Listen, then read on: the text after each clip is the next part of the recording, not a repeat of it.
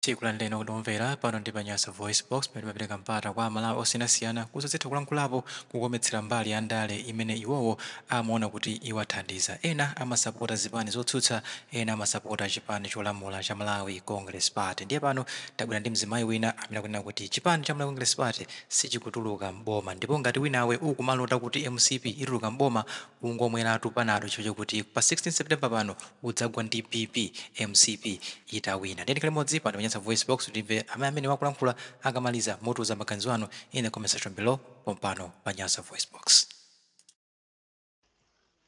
Ndipo kanakhala kuti MCP yo to kupanga ngati zichama chita DPP yoma katenga magalimoto ku Eskom kumakatenga ndrama water body kumakatenga chani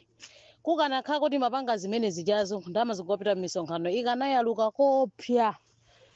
ndatola nkhani aja DPP achina John Pankuku atola nkhani a UTM achina Brian Banda option mtima nawo chifukwa cha bomali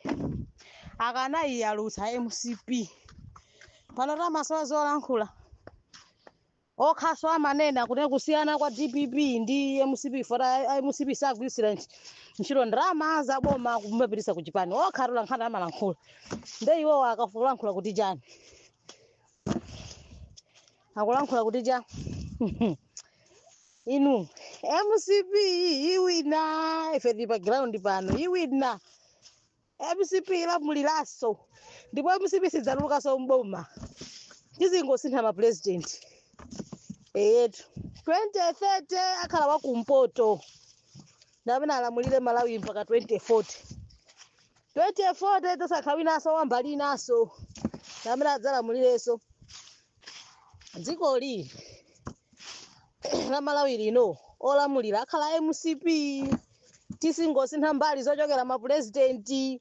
koma chipani chikhala cha MCP chomwechi basi mota amene akulata MCP kutuluka mboma amene amweretu panado tikamadza vota fadza gwanayo BP